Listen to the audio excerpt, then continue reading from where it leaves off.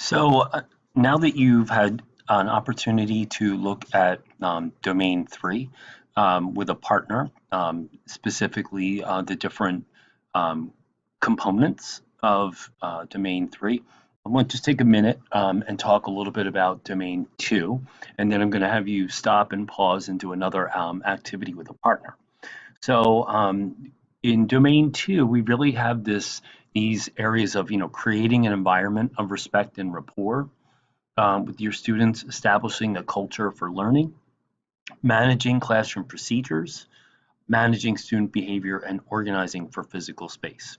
As I said in the previous intro, this Domain 2 is something that we really focus in on the first 2 weeks of school with all of our teachers, but specifically, we want to zero in on that for our newer teachers who we perhaps haven't had the experience of knowing what their classroom performance looks like in those first 2 weeks. So we're looking for a genuine approach to teaching content and having students buy in to that genuine approach, and that there's a relationship between the teacher and the students that allows learning to occur. And the procedures are intentional, thought out, and reduce, or I should say, maximize the use of instructional time so that they're part of the practice. So something for example, when teachers are transitioning students and you use a countdown signal from 5 to 1, does the teacher say 5, get out your folders, 4, have your pencils ready, 3, make sure your materials are ready to go for the lesson, 2, you're in your seat, 1, your eyes are up front. Is there something in the management that just ensures that all students are ready to go for learning? 2D, managing student behavior, really is something that if you don't have clear expectations, consistent follow through in the classroom, the teacher's going to lose any type of long lasting classroom management or respect. And you're going to see that these are all related. And we'll talk about that in a second. And then lastly, how is the physical space organized? Is it set up that it's always a sit and listen to the teacher? Are there opportunities where students can work in groups or partnerships?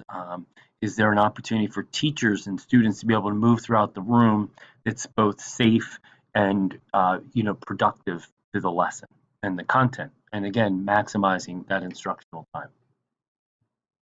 So once you've read the section on Domain 2, what I'd like you to do, the same partner that you worked with in on the Domain 3 activity, I'd like you to go ahead and create some type of chart or graphic that shows the connections among those areas of Domain 2.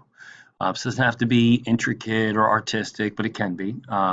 Really looking to see how you're understanding how those components in Domain 2 really relate to one another and really can influence other areas. So once you and your partner complete that, shouldn't take long. You can just submit that right on Blackboard, and there'll be a kind of a folder for that following the videos for this week. So one of the learning checks this week that I'm going to want you to complete as part of this week's activities is really being able to think about the domains and really thinking about the sources of evidence, whether they're factual or opinion. So in this one, you're going to have you take a look at these statements and really talk about why they are the domain they are, so that you can be ready when you are observing to really think about where is my feedback going to go, which component, which domain, and the like. So we look at number 1, for example. Students are greeted at the door by Mr. G as they enter the room. So this would be an example of Domain 2, kind of that establishing that rapport with your students the second that they walk into your classroom. Mr. J asked students as part of the lesson to brainstorm examples of primitive tools. This would be domain 3 because it's actually communication that's happening during the instruction, and it's activating background knowledge and perhaps even setting purpose for the lesson. Number 3, Mr. A knows that his students have already learned about adjectives. He plans to incorporate this learning in his lesson about the composition of the paragraph. So in Mr. A is planning based on what he knows about his students. And so that's that domain 1 demonstrating knowledge of students, right? Number 4, all teachers in the school meet regularly in grade level learning communities. So this would be domain 4, participating in a professional learning community. Number 5, students are willing to write a letter from a fictional Civil War soldier. Students are to write a letter from a fictional Civil War soldier. So this would be an instructional activity, which would mean domain 3. Number 6, the teacher notices 2 students text messaging during the lesson. She moves toward them and a hand signals them to turn up their phones. This would be domain 2, managing the classroom environment. And notice how the teacher doesn't put negative behavior on stage, uses that nonverbal to communicate with those students to take care of what they need to, and certainly not challenging them in front of the class. Number 7, after the lesson, Mr. B chats with another teacher about it and says that in subsequent lessons he will assign fewer students to each group and he will balance the groups by reading ability. So this would be domain 4, in part that reflection, right, in terms of what he will do the next time. You could also argue that this would be domain 1 because he's actually making plans based on his reflection of what he noticed. Number 8, the teacher is creating the end of unit test, which will be administered next week. And so this would be an example of domain 1, planning and preparation, and designing student assessment. Number 9, during the week, students in Mrs. K's science class perform experiments on different types of rocks. Domain 3, instruction.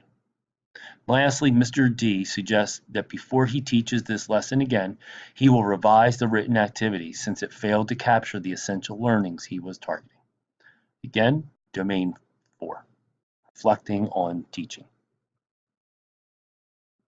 So when you are taking anecdotal or evidence of what you're observing in a classroom, you want to make sure that what you're writing is factual, that you're not making any type of inference.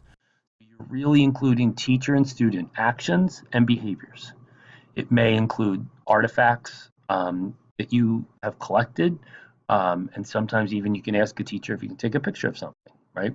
There's no personal opinion or biases, and you need to use your professional judgment by the observer and or the teacher. So what are some things that you should be observing? Again, this is getting you ready for completing the observation cycles as part of the course assignment, right? So verbatim scripting of a teacher or student is basically where you actually write down what the students and teachers are saying. I have done this, and some will need to learn how to abbreviate because you can't write that quick, but you certainly can capture the essence of what a teacher's saying. I usually, at the top of a piece of pad of paper, I will put T equals teacher, S equals student, O equals observer. And that way in the margin, I can put a T, I can put a O, or I can put an S. That way I know who's saying or doing what in the margin, and I'm quick about it. I'm certainly describing the behavior. So in this example, the teacher stands by the door, greeting students as they enter. Notice I didn't say the teacher was effectively establishing a rapport with students, right, at the door. So that's an inference and evaluation. When you're observing, you just want to describe and take a picture of what you see, and that's what you're trying to capture. For the numeric piece, you might want to think about time. So in that first example of scripting, I talked about T, S, and O for teacher, student, and observer. Well, I will also sometimes put a timestamp next to those as well. And you certainly can do this digitally. There are some tools that you can add on into Google for this. But you want to be thinking about how much time are teachers and students spending on a particular activity. You might want to note how many boys are called on versus girls. You might want to find out how many students are actually paying attention or raising their hand. There's lots of things that you can quantify based on what you observe. How many times did the teacher call on a student and the student respond back to the teacher? How many times did a student talk to another student? And so you can start tracking that kind of information as well as the flow of conversation. And then you want to think about the environment, right? Is there an activity posted on the board when students walk in the door? Because that's an expectation for the school. Are the students seated until the bell rings, right? Is there student work up or exemplar activities? You know, does the room feel like a community? So these are things that you're going to want to know. So if we think about, I started getting to this earlier, these statements of evaluation. So if I were to say Mr. Clean is extremely organized, I've made an evaluative statement. I didn't say Mr. Clean has papers in bins, has pencils in cups, and has no papers laying across his desk, right? I either describe it. We don't make statements of evaluation when we're observing. Right? Mr. Oscar's interaction with students are inappropriate. So name the inappropriate behavior. Mr. Oscar yells at students. Mr. Oscar puts negative behaviors on stage. Mr. Oscar, puts his hand on students' shoulders and they pull away, right? There's lots of ways you can describe it. Mr. Pedagogy demonstrated smooth transition between instructional activities. So what's smooth look like? Handed out papers while giving directions, and the students then organize themselves to get ready for the lesson, and describe what you see. Miss Quotient knows a lot about what she's teaching, right? And so what does she know a lot about? Miss I Quotient was able to talk about X, Y, and Z in depth with this detail, and you name it, right? And again, you're describing, not evaluating. And finally, Mr. Deadline is unaware of time constraints when it comes to paperwork. Mr. Deadline turns paperwork in about a week, on average, a week after the due date, right? You're describing it. So here's another little quiz. We're going to talk about evidence or opinion. Right? Students in Mr. T's biology class don't seem to like him. That's an opinion. You wouldn't want to make that statement. 2 students off task disrupt others. Mr. P goes over, stands, behavior stops. Evidence. Mr. J, boys shouldn't take home economics. Opinion. First day of class. Ms. J, roll. Correct me if I mispronounce your name. She's just looking to make sure she acknowledges and honors the student's name, but we didn't make that evaluation. We just said we stated what she said. Students didn't do very well on the biology test. How many passed? How many failed? How many got the concepts? How many didn't, right? We want to quantify it. We don't want to make a statement about it. Generalized. Ms. A tells students disappointed with performance on the test. So again, we're adding an opinion, we're adding emotion, and we could be certainly describing what disappointed looks like. Hey, a lot of you got numbers 6, 10, and 12 wrong, or gave half the information. Let's go over this so that you can do better the next time, right? T has difficulty managing several instructional groups at once. So that may be the case, but what does that look like? Are students off task? Are students looking like they're doing work, but he's not aware that they're not doing work? He's missing students sitting behind him, and they're playing with classroom supplies in a way that they're not supposed to be used. Again, we want to get evidence, not make opinions. So you can read through the rest of these. I think they're all fairly straightforward in terms of figuring out what's evidence and what's opinion. So when you go to start your pre-observation as part of your observation cycle, you're going to want to make sure that you follow these steps. So you might want to print these slides and reference them when you are getting ready. But you want to make sure the teacher that you're observing has a lesson plan in advance to send to you 2 days before you meet with them. The teacher and the evaluator or observer meet to discuss the upcoming lesson framed around the following, right? And you can see for each domain 1, there are questions that you would want to be asking the teacher who you are going to observe. I'm going to read these off. And then evidence gets added to the lesson plan document that emerges from that pre-observation conference. So what I would suggest is there's some videos posted for you to practice. And I think before you go and observe a teacher real time, that you go ahead and observe those videos and try to take evidence to score those domains 1, 2, and 3 on the rubrics. So when you get to the observation, you want to make sure you come 5 minutes prior to the beginning of the lesson, so you can kind of take a look around the room. If it's a period and you're in a secondary setting, I often like to get there so that I can walk in right after the bell rings for the end of the previous class. So I can go in and sit and be part of the room as students enter. If it's elementary, I try to show up before they're transitioning to something new. And you will often have the schedules ahead of time to know when that's occurring. You're going to want a script. As I said before, went over the script, the description of teacher and student behaviors, the numeric, and the environment, right? So you want to also remember to, hopefully, the teacher's not talking the whole time and putting the kids into practice, and I do, we do, you do, that you can ask students the question, what are you learning? Is what you're doing hard in a good way, right? Or what do you think the teacher wants you to learn by doing this activity? Or is this important? Why? Why not? You want to make sure that you kind of record your observation on a standard form.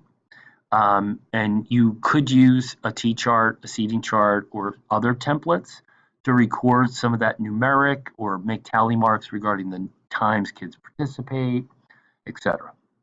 You don't want to retype the observation. So you want to try to capture as much as you can by hand, or if you're typing it, then and you can do that electronically, by all means, go for it.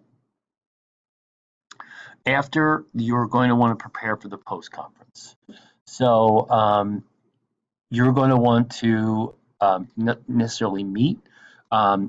Teacher can really do step 3 independently or with the support of a coach. But the evaluator would provide the teacher with the completed observation form from step 2. The teachers then provided an opportunity to add evidence to the observation that may have been overlooked by the evaluator. Teacher returns that form to the evaluator with the additions. The teacher completes the self-assessment rubric and returns that back. And then evaluator highlights or checks only the areas on the self-assessment where there's some disagreement. Now, for the sake of what you are doing, I recommend that you actually sit with the person because of the fact that you are not necessarily an evaluator, and having a conversation with them after they've had a chance to look at this step 3. So here's where you would meet step 4, and you reflect on the evidence. You don't need to have evidence for domain 4. It won't necessarily all fit for one lesson. You note components of agreement and invite the teacher to take the lead discussing other areas. You'll see at the bottom there's some conversation starters that you can use that are very open-ended and very low threatening for a teacher. Um, and so evaluator is the rate of record. In the event of non-agreement, the evidence is the basis. And you will sometimes have people who don't agree. The important thing would be is if there's an area that you feel would be a needed recommendation or an area that you disagree with, to be able to articulate to them why and how they could actually have met the criteria on the rubric. So that completes the videos for Unit 2. The activities are set up for you to follow for the rest of the coursework this week. And if you have any questions, concerns, or comments, please call or email. And remember, if you're calling, you're texting me ahead of time to let me know who it's you. I already have one or two of you saved as a contact because you called me this week. Week 1, and you can already know that I have your information on my phone.